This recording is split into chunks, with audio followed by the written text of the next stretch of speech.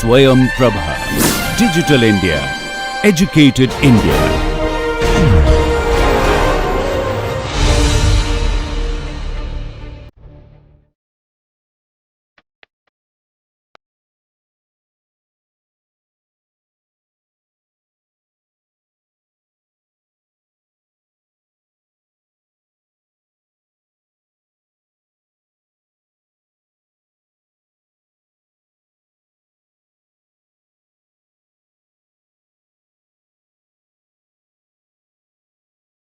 Welcome.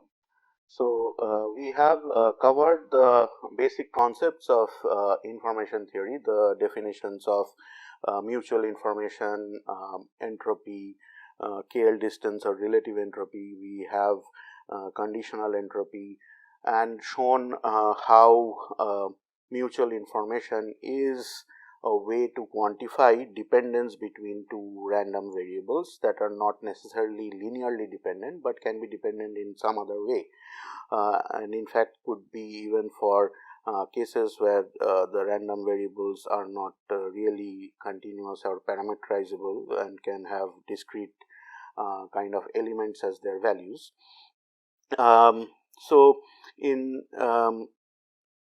In going forward, use this in terms of understanding the stimulus response relationship of neurons, we would like to talk a little bit about what we exactly mean by this dependence.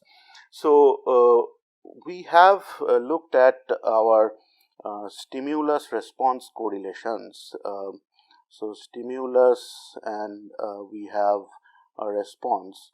These based on this, we have used the CSR, the stimulus response correlation, cross correlation, and this has been the basis for estimating the linear kernel or the spike triggered average. All of these are based on this cross correlation between stimulus and response.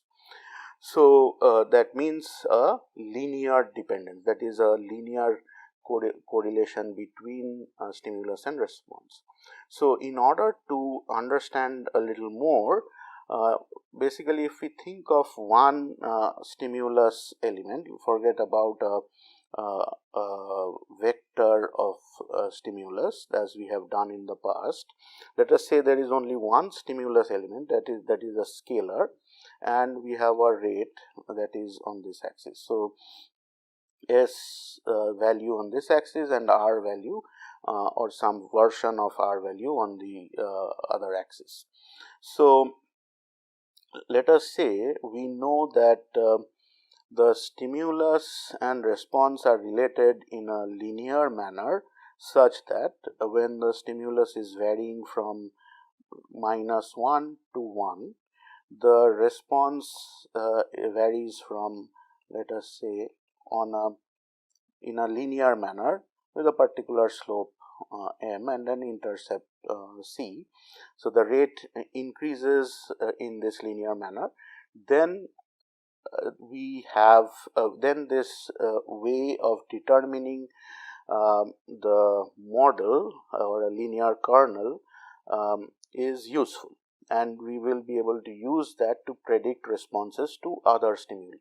So an extension of this to a higher dimensional stimulus space is what we were doing. So here the CSR, the correlation is simply the correlation between the response and the stimulus with this kind of a relationship, and it is dependent on how much noise there is in our rate responses, because remember the rate responses are stochastic, and so if we use a number of stimulus values on this axis, we may have multiple responses at the same stimulus values, and so essentially we may get a spread of rates, a cloud of rate responses if we use each stimulus and each response pair and do a scatter plot. It may be forming this kind of a cloud around that straight line. And what CSR is doing is providing the correlation between R and S. Now, so if we have the response to the stimulus between -1 and 1 to be of this particular form, the underlying form is, let's say, a quadratic kind of relationship. Okay? So that is our response R is basically S squared. So we are, remember, we are saying that the stimulus has only one element, it's not a vector, just a scalar, and the response is some factor also must be there. This rate is equal to AS square, and so with some additive wide Gaussian noise or what have you, I mean the way you want to model, let us say for simplicity it is n that is distributed 0 mean and variance sigma square Gaussian normal distribution. In that case, if we look at the or the correlation between CSR, which is the expectation of R times S minus our expectation of R and expectation of S. In this particular case, if we say that the S is 0 mean, let's say uniformly distributed between -1 to 1, and the A is going to be material. So if I instead of R we plug in AS square plus noise times S, and let us say because expectation of S is 0, this term goes to 0. What we have is expectation of AS cubed plus expectation of N times S, and or this is expectation of or A times expectation of S cube plus expectation of N times expectation of S. This goes to 0 because our noise is 0 mean Gaussian, and so this turns out to be the expectation of S cube, which we will see is very much close to 0 under if we assume if we assume that its S is 0 mean uniform over 0 to 1, -1 to 1. So obviously here, if now we had plotted our stimulus we did the experiment many times for different stimulus values. For each of them we obtained a multiple number of rates, and if we now plotted a scatter, that would appear a cloud like this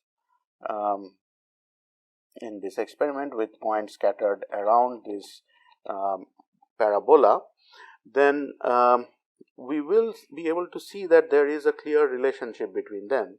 However, our CSR is providing a 0 value. So there is a clear dependence but no correlation. No correlation in the sense that it is linear dependence is absent. So that is why for the general case, here we have taken a simple example of a quadratic function. There can be arbitrarily many complicated functions, and so that is why we need to know if there is any dependence between R and S beyond over and above the linear dependence, and that's where the mutual information based quantification of dependence comes in. So in this particular example, if we use mutual information, we will find that it is indeed non-zero, and so that will show us the power of information theory capturing dependence. So the other aspect of it is that here we have simplified the problem easily in the quadratic case with simply one factor as square. We have removed any linear term there and any constant term there, and we have S as a single element vector, or rather a scalar. So we have only one parameter A that would be required to be estimated in order to know the dependence between R and S, if had we tried to model R with a quadratic function. But as you can imagine, as soon as you make S a two element vector, there are going to be interactions between the different elements of S that has to be included, and there will be four parameters that will require to be estimated. And if we go on further with S increasing in dimensions to about 100, let's say for an auditory neuron, generally people or neuroscientists look into 100 time bins of 1 millisecond each preceding a particular time point. So if we have 100 time point values of the stimulus, then we have 10,000 interaction factors, that is quadratic terms, and then of course the 100 linear terms and one single scalar constant term. So you can imagine how the number of parameters will blow up with increase in the stimulus space. So for this reason, what people have done is, or rather this is based on work by Sharpie et al. In 2004 and neural computation. So here the method that was developed is the assumption is, okay, so let us say this is our stimulus space S, where we have multiple dimensions S1, S2 and so on.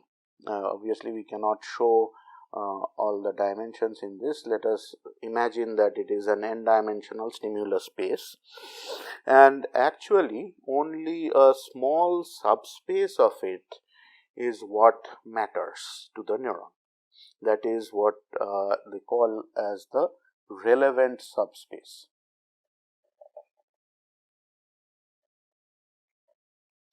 So what we mean by that is, let us say if we are considering an auditory neuron and looking at its encoding of different frequencies. So if we have this as the frequency axis, then let us say that this is 1 kilohertz and this is 10 kilohertz, or let us say 2, 4, 8 kilohertz.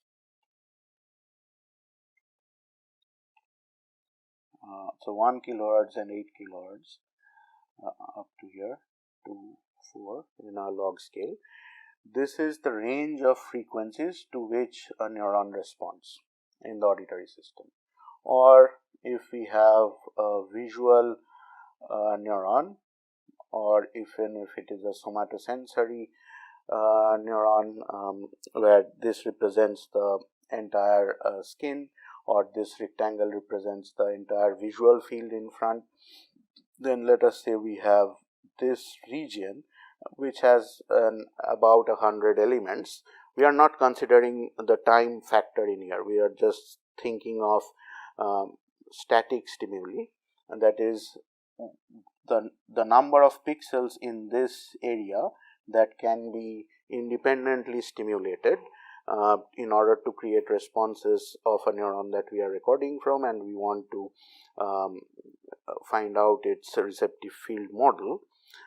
So that is the overall space. So the number of frequency bins that we will have here, if it's, let's say, 8 bins per octave, then we have essentially 32. So this is 3 octaves. So we have 24 frequency bins. So basically our stimulus is 24 dimensional in this simple case of frequency based receptive fields of an auditory neuron, and if we have 100 pixels in that circular region here, then we have 100 dimensions of the stimulus. So so the values along each of these dimensions, the stimuli can have any value along those dimensions, or some range of values along each of these dimensions independently, or in the auditory case for the 24, here in the 100. And so each stimulus is a single point in the 100 dimensional or 24 dimensional stimulus space, and that is what we are representing by S1, S2 to up to Sn.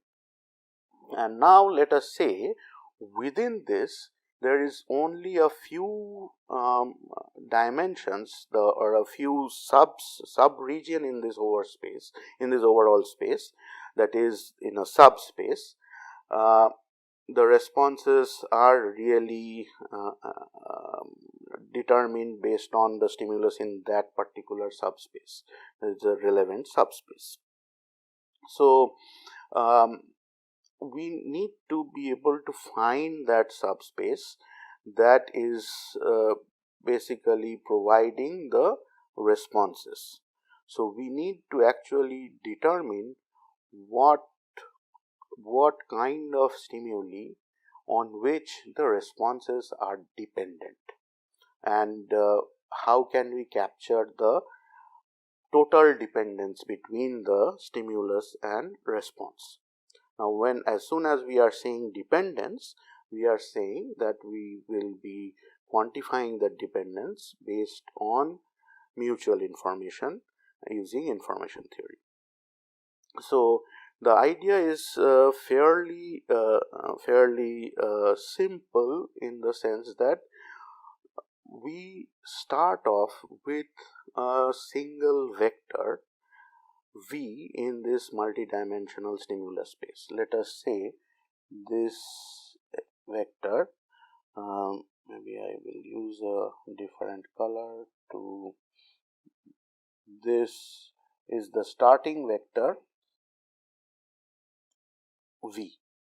So this is the responses. Let us say, we arbitrarily choose one vector V. We want to now vary this V in a manner such that when we look at the relation of the stimulus projected onto this dimension V and the response, then the mutual information between them is maximized. Okay, so going over it once more.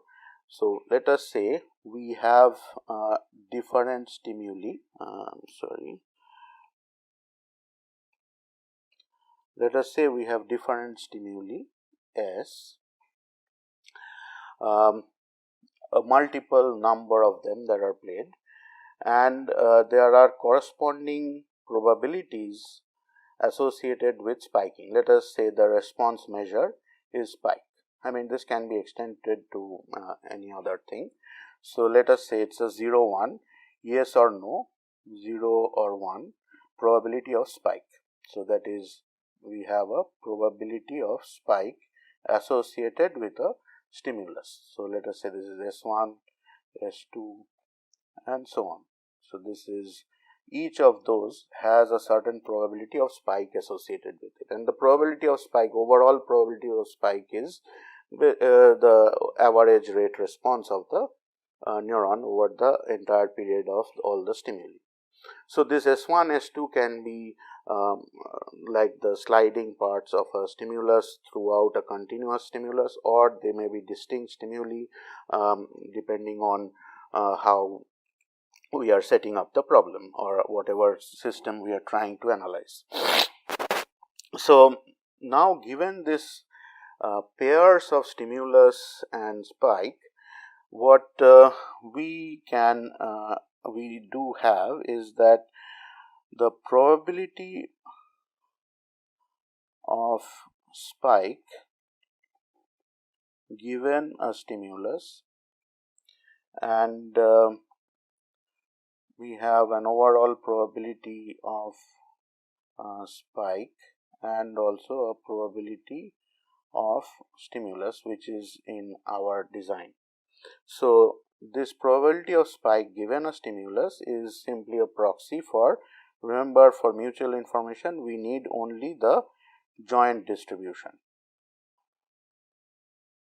that is probability of spike and each stimulus pair, the combination, this joint distribution is what is required, and the marginals can be obtained here. So now in this case we can also look at the probability of a particular stimulus given a spike, and we can in either case we can come up with the information associated or the mutual information gained by observing a spike, and that is simply given by our P of stimulus given spike and log of 2 P of stimulus given spike divided by the P of stimulus, and this has to be integrated over all possible stimuli and ds, or summed if the stimulus is discrete, then summed over all of this. So note that I have changed it a little bit from the usual definition, and this can be replaced by the joint and then divided by P of spike. That is what we have written here, and this integration of S is taking care of the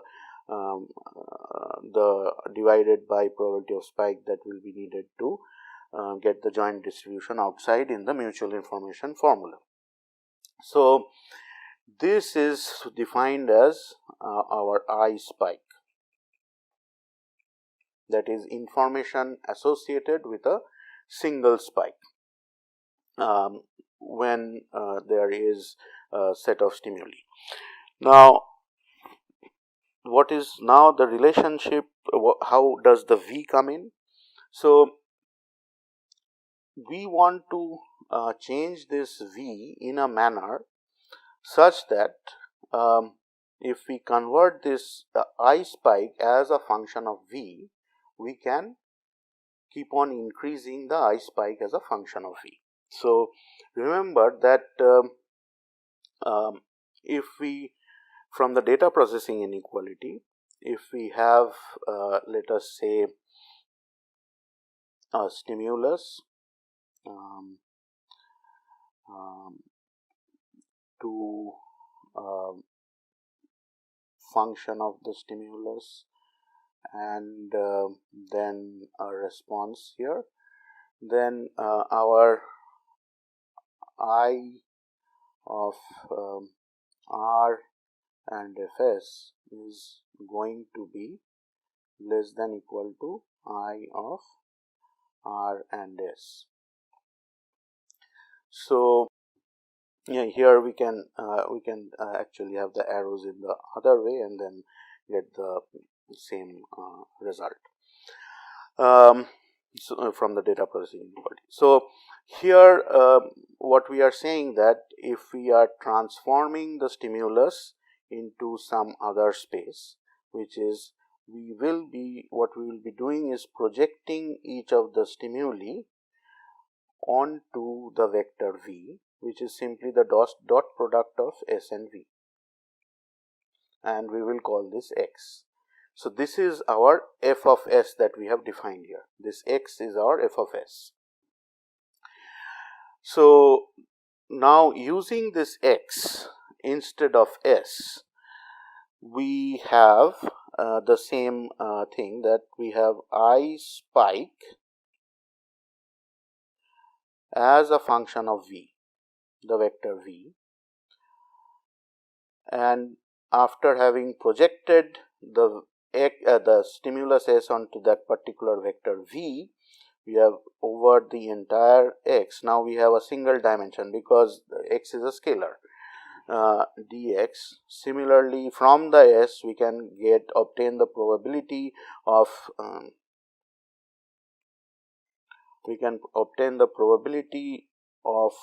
x given spike, just as we obtained the probability of S given spike, and log 2 probability of x given spike divided by probability of x.